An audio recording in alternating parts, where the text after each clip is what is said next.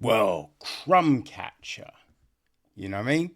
This, people, is by Chris Skotchdopole. I think that's how you say his name. He wrote and directed the film. He also developed the story with Larry Fessenden and Rigo Garay. It is produced by Bonnie Timmerman, James W. Skotchdopole, Chris Skotchdopole, Chad Harbold, Larry Fessenden, Brian Devin. We have co-production from Cameron Cruz and Ruby Rose Skotchdopole. It is executive produced by Pamela Ryan, Jason Orens, and Brooke Devin, with associate production from Isabella Cooper, Lou Robinson, Santiago Saba Salem, and Matthew Yorabol. Then there is line production from Max Rothman and Tilson Allen Merry. Right. The score was... No, not the score. Boom. Cinematography is Adam Carbononi. Chris Skotchdopole edits the piece. Production design is Matthew Weir. Set decoration is Selena Arslanen. Costumes are Sarah Lott. Hair and makeup, we have Ray Cintron, Jamie Gruber, Alex Solorzano, Ashley K. Thomas. Okie dokie. Then we have got Joseph Burzy and Aaron Vexler on stunts, with a cast being Shane is played by Rigo Garay. His new wife Lee is played by Rae Peck. There is John, played by John Speredakos, and his wife Rose, played by Lorraine Farris. There is Joni, played by Rebecca Watson. Eddie Castillo plays, I think it's Lee's dad. David Mack is Gary, and Kyle Mumford is one of the middle managers. Okie dokie. So we then have got the gist of the film being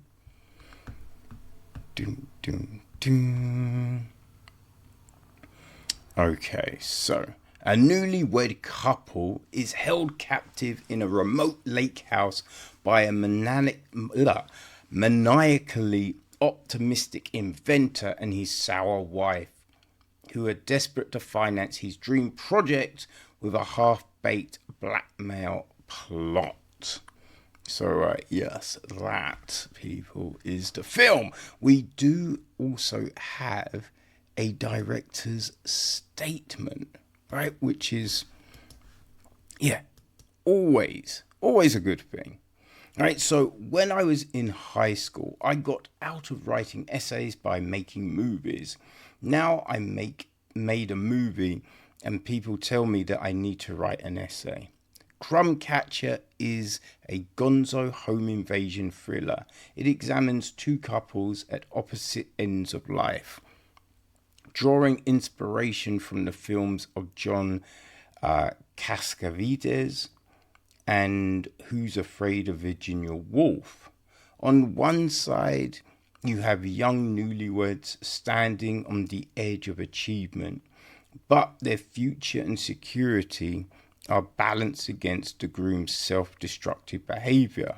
Opposite to them, older and on the phrase of divorce, the second couple comes in like a nightmare. They are the funhouse mirror reflection of our newlyweds, washed up, overwhelmed with anger and absurdly intent on claiming the success that they feel owed. Crumb Catcher is a cautionary tale of how the ravenous need to find success can turn into anger, and how the desperate need to be loved can quickly transform into abuse. I want audiences to reach the end of the movie and wonder how we could have possibly gotten here. How have things unraveled so quickly and with such devastating consequences?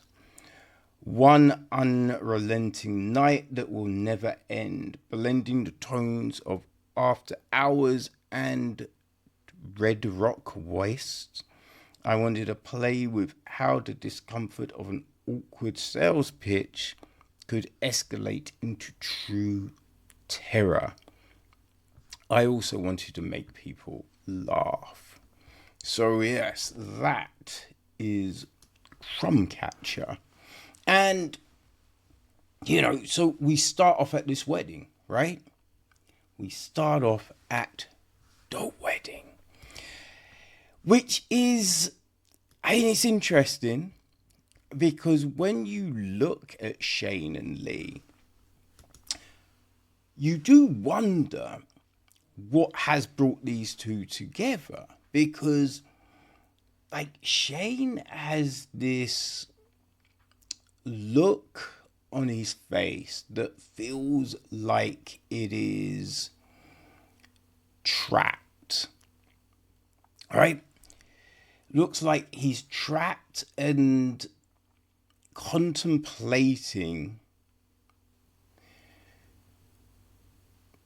how he spiraled out of control like this. That's what it feels like at the wedding. Even when they're asked to tell a story of how they met, they're not agreeing. And they're kind of snapping at each other. Not in a fun, quirky way. It feels very shut the fuck up. You know what I mean? Which is kind of crazy, right? Kind of crazy. So we have this, and they're going to, their honeymoon the next day. But we have Shane wake up. He's lying on the bed, fully clothed, and he'd completely blacked out, right? Skunk as a drunk. No, that's drunk as a skunk. Yes. Anyway. So he doesn't know what's happened. He first wonders where Lee is. And then when he, finds Lee, again, there feels like there's this aloofness between the two. So they get to their, honeymoon destination. And we still have some cracks, but then it feels like they may be cool again, but it's like this on-off roller coaster, which is crazy. And then the door knocks, right? And we now start this crazy situation with John and Rose, right? And they were actually at the wedding. You know, they were waiters at the wedding. So I think with this film, right, because it, you know, we do, as I said, kind of see these two couples, right, at kind of different ends, but also at the same point, right? Because this is the thing, it doesn't necessarily feel like Shane and Lee are that happy, right? Which I think maybe it plays better if they are fully happy, right? Because when you kind of look at things and see that there is this weirdness between the two, you know, you kind of be like, I mean, were they ever going to stay together, right? There is that part of you that kind of looks at it like that. But with everything that's going on, there are some fundamental things that you think, you know, like, what are we doing here? Like, firstly, I feel you know, right, if someone's been doing stuff, you know, to certain things, right? You, you would know. And also there's like residue and, and stuff, right? Have to be careful of the language used, right? How we're wording this shit. But yeah, you'd think there would be, you know, an understanding of, what happened? I think this happened, but how, where, who? You know what I mean? Like, there would be that. I think another big thing with this is, do people not lock doors? Right? You know what I mean? Like, when you think about everything that goes down, a simple solution would be to lock the door. Now, it wasn't maybe locked the first time, but there seemed to be other opportunities to actually lock the door. Which is, you know, like, are we not doing that, right? So we have that, but I think there is the greater kind of wondering, because if Shane and Lee are being targeted per se, because they have to be targeted, right? Because this would be a weird thing to do if you didn't think you could play out the end game, right? Because just doing this stuff to a random person, there could be all manner of things here. Like, what if the couple that you choose, right, are non-poly? Wait, non-poly? Polyamorous? Right? That's the one, isn't it? Where you're like non-monogamous and doing bare things. So if you had a couple like that, they're not really gonna care. You know what I mean? So some thought had to have been put into who was the target. So what are the things that made, you know, Shane and Lee the target, right? And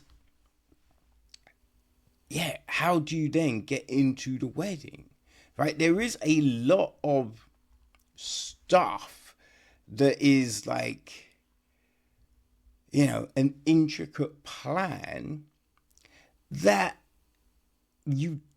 I don't know if you can believe that these people could do it to that extent. Because there are things here that seem to be on the fly, right? Or not much thought was put behind them. I mean, the Crumb Catcher is the biggest case in point, right? So story-wise, it does feel like there are some significant holes. Which is, and then there's all of that stuff. But then why the fuck did these two get married? You know what I mean? So there are these things happening. We get a it's kind of like this throwaway, right, in regards to Shane's dad. So there are these other things that are, are threads of the story, but they are underutilized. You know what I mean? They're not done to the extent that it necessarily grabs the viewer's attention, right? That you're like, oh, that would play into that, right? That is why that person is this way, There is that. So it's it's hard to fully, I think, get behind people here. Like, we get we do get these bursts of, great portrayal, right? Great acting, but it is a little inconsistent, right? Especially when I think, because body movement, right? Facial expressions, these things are kind of pivotal for a film such as this. But sometimes things do seem like they're a little out of place, like the visuals don't quite match up to what the story is at this point. But visually, the film is, because, we are kind of, dark palettes here. But then you have the red, right? The shocking fire engine red of the Crumb Catcher itself, which makes it stand out as this thing, right? This Deus Machina, kind of. So, yeah, there are, those things visually work. But we then, there is a part in the house where, right, it's one of those rotating shots. And it is a bit like, it just felt a bit fast in a way, right? Which, I don't know. I didn't necessarily feel it helped the story at that point. There is, there's a lot of different things going on, but I think it just needs to be grounded a little bit to really emphasize, right, some of these points, some of these factors. Now, as a feature directorial debut effort, right, it's not a perfect film, but you can definitely see these seeds here, right? Where you think, okay, so if that just gets tweaked a little bit, right? If this happens, we get a stronger film. So there is a positive foundation, right? There doesn't feel like there is that. So Chris can build upon. You know, you can look at this and go, okay, these things work, these things didn't quite work. Okay, so in the next joint, we have to be conscious of doing this and this and this, right? Not so much that, right? So I think this is definitely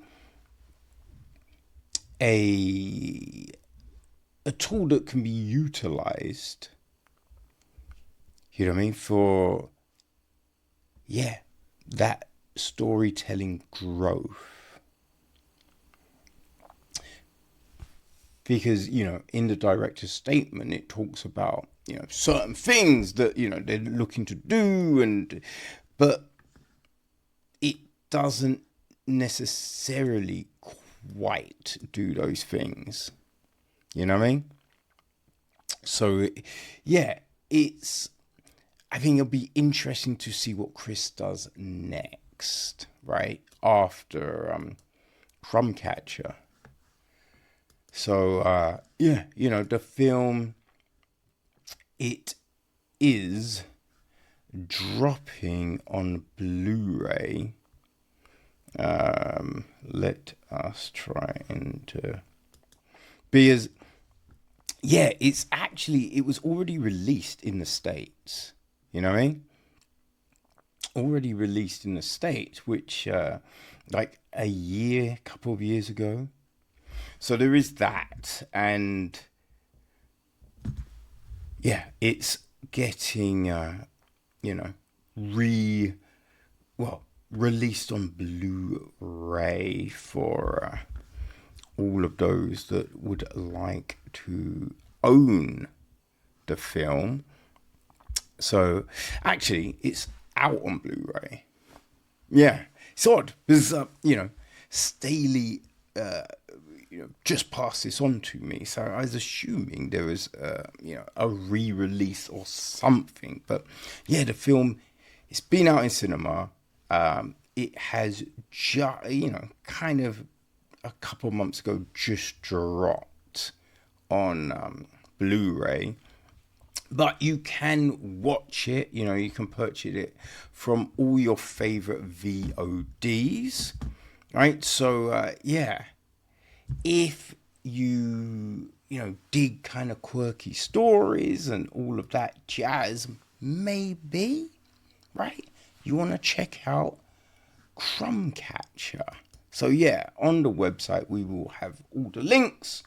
So you'll know where to go if you want some crumbs in your life, right? All right, people, that was Crumb Catcher.